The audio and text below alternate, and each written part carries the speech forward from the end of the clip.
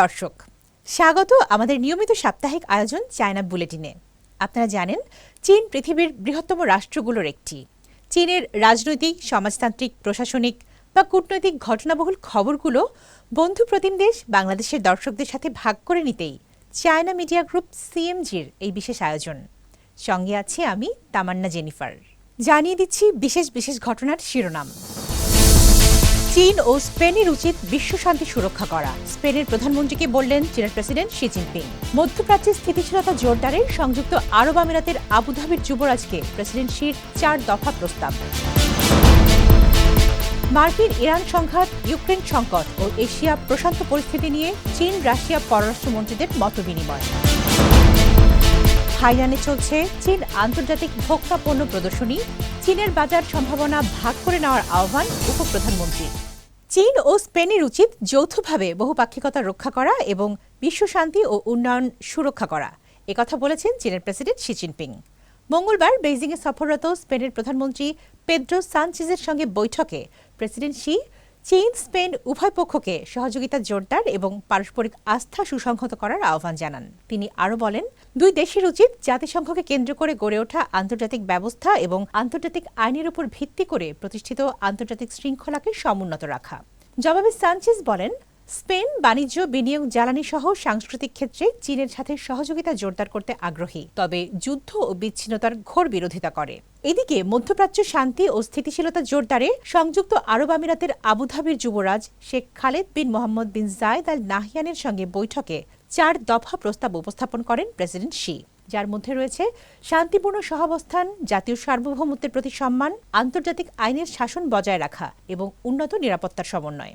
অন্যদিকে শেখ খালেদ মধ্যপ্রাচ্য সংকটের রাজনৈতিক সমাধানে চীনের ভূমিকার প্রশংসা করেন এবং আঞ্চলিক শান্তি, নৌ চলাচল নিরাপত্তা ও বৈশ্বিক জ্বালানি স্থিতিশীলতার রক্ষায় একসঙ্গে কাজ করার অঙ্গীকার ব্যক্ত করেন।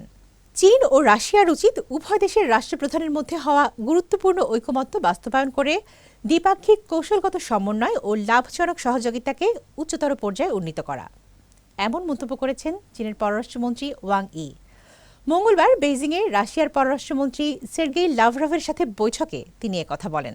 এ সময় মার্কিন ইরান সংঘাত, এশিয়া প্রশান্ত মহাসাগরীয় অঞ্চলের অস্থিরতা, ইউক্রেন সংকট সহ আন্তর্জাতিক বিষয়গুলো নিয়ে মতবিনিময়কালে ওয়াং ই বলেন, বর্তমান আন্তর্জাতিক পরিস্থিতি তীব্র অস্থিরতার মধ্য দিয়ে যাচ্ছে এবং মানব শান্তি ও উন্নয়নের পথ গুরুতর চ্যালেঞ্জের মুখে।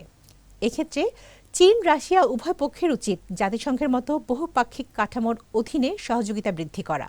অন্যদিকে লাভরভ উভয় পক্ষকে আন্তর্জাতিক ও আঞ্চলিক বিষয়ে সমন্বয় বজায় রেখে জাতীয় স্বার্থ রক্ষা এবং আন্তর্জাতিক ব্যবস্থার নিরাপত্তা ও স্থিতিশীলতা বজায় রাখতে আহ্বান জানান।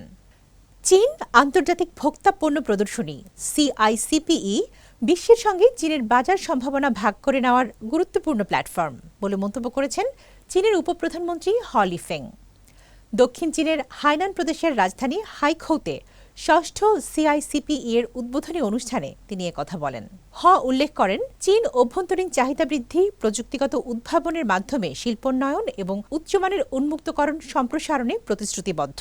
এসব প্রচেষ্টা বাজারের সম্ভাবনা ও ভোক্তাদের প্রাণশক্তির উন্মোচন করে বিশ্ব অর্থনৈতিক প্রবৃদ্ধিতে নতুন গতি সঞ্চার করবে। উপপ্রধানমন্ত্রী বৈশ্বিক প্রতিষ্ঠানগুলোকে চীনের বাজারে সম্পৃক্ততা আরও গভীর করার আহ্বান জানান।